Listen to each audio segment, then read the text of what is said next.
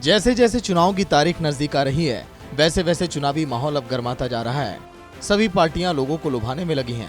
इसी कड़ी में आज अंबाला कैंट में पूर्व गृह मंत्री अनिल विज ने बीजेपी के चुनावी ऑफिस का उद्घाटन किया। उद्घाटन करने से पहले हवन यज्ञ किया गया और भगवान से जीत का आशीर्वाद लिया गया।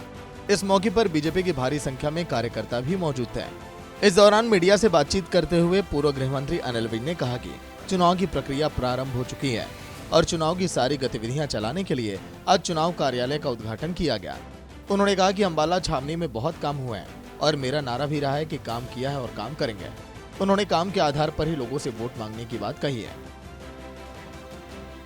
देखिए, चुनाव की प्रक्रिया आरंभ हो चुकी है और सारी गतिविधियां सुचारू रूप से चलाने के लिए एक चुनाव कार्यालय की आवश्यकता होती है। तो इसलिए आज चुनाव कार्यालय का उद्घाटन किया गया था। अंबाला छावनी में विकास के अनेक काम हुए और मेरा तो नारा रहा है, काम किया है, काम करेंगे। इसी नारे के ऊपर वोट दें। एक तरफ जहां बीजेपी ने अपनी 67 उम्मीदवारों की लिस्ट जारी कर दी है, तो वहीं कांग्रेस अभी तक अपने उम्मीदवारों की लिस्ट जारी नहीं कर पाई, जिस पर तंज कसते हुए पूर्व गृह मंत्री अनिल विज ने कहा कि कांग्रेस के पास कैंडिडेट ही नहीं है। पूर्व मुख्यमंत्री भूपेंद्र सिंह हुड्डा बड़ी बड़ी बातें हाँकते हैं, हमारे पास कैंडिडेट की लाइन लगी हुई है। ये कांग्रेस के पास कैंडिडेट है नहीं। ये इन्होंने पहले झूठ बोला तो बड़ी बड़ी हाँकी। भूपेंद्र सिंह हुड्डा जी ने भी हाँकी, जो पूर्व मुख्यमंत्री हैं, कि हमारे पास तो कैंडिडेटों की लाइन लग गई है, हमारे पास इतनी है। लेकिन अब 90 पूरे नहीं हो रहे। इसलिए राहुल गांधी जी ने आप पार्टी को प्रार्थना की है भी कुछ आप दे दो, कुछ दूसरी पार्टियों से मांग रहे हैं ताकि बाहर से लोग आ जाएं और इनकी 90 सीटें पूरी हो। वहीं उन्होंने सैम पित्रोदा के बयान पर भी अपनी प्रतिक्रिया दी, जिसमें उन्होंने राहुल गांधी को राजीव गांधी से ज्यादा बुद्धिमान बताया था।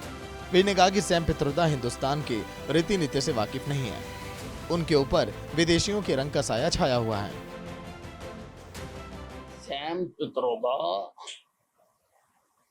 हिंदुस्तान की रीति नीति से वाकिफ नहीं है। उनके ऊपर विदेशियों का रंग साया ज्यादा है और वो ज्यादा रहते भी उनके साथ हैं। अब वो किस आधार पर कह रहे हैं कि राहुल गांधी के राजीव गांधी से मिलते जुलते हैं, और इस चीज का तो सर्टिफिकेट देने की जरूरत भी नहीं होनी चाहिए क्योंकि उनके पुत्र हैं वो। आज सैम पित्रोदा सर्टिफिकेट दे रहे हैं कि इनके रंग भाव से मिलते। खैर, हरियाणा में चुनावी मौसम है। इस दौर में नेताओं के आरोप प्रत्यारोप लगातार जारी रहते हैं। बहरहाल सभी दल चुनावी दंगल में उतर चुके हैं और सह और मात के खेल में अपने अपने दांव आजमा रहे हैं। अब इस दंगल में किस दल को जीत और किस दल को हार मिलती है, इसका फैसला 8 अक्टूबर को होगा। सूर्या समाचार के लिए अंबाला से नरेश सैनी की रिपोर्ट।